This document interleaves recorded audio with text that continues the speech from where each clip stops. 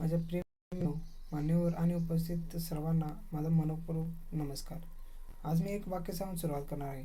घड्याळाची वाट बघणारे लोक खूप खूप वेळ घालवतात, पण वेळ घालवणारे लोक इतिहास घडवतात. मित्रांनो, आपण अनेकदा म्हणतो माझी वेळ येईल, पण मी म्हणतो वेळ कधीच येत नाही, ती आणावी लागते. आज जर तुमच्याकडे पैसे नसेल, साधन नसतील, कोणी साथ देत नसेल, तरीही एक गोष्ट लक्षात तुमच्याकडे आहे, ती म्हणजे तुमची मेहनत.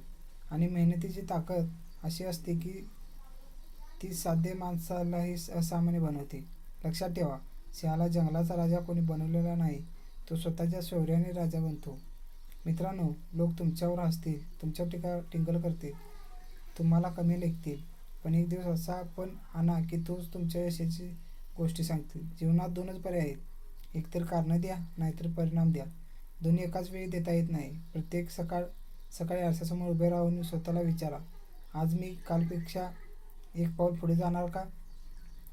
जर उत्तर हो असेल तर तुमचा विजय निश्चित आहे. डोंगर मोठा असला तरी शिखरावर पोहोचण्यासाठी एकच पाऊल पुरेसं असतं, पण ते पाऊल दररोज टाकावं लागतं. आजपासून स्वतःशी एक करार करा. मी भीतीवर विजय मिळवणार, मी अपयशातून शिकेन, मी मेहनतीची मैत्री करेन आणि माझं ध्येय पूर्ण करेपर्यंत थांबणार नाही. शेवटी फक्त एकच कविता म्हणतो की ज्याला स्वतःवर विश्वास असतो त्यासाठी अशक्य हा शब्द अस्तित्वात नसतो. चला उठा, जागे होऊया आणि आपल्या स्वप्नांना वास्तवात उतरूया. धन्यवाद. जय हिंद.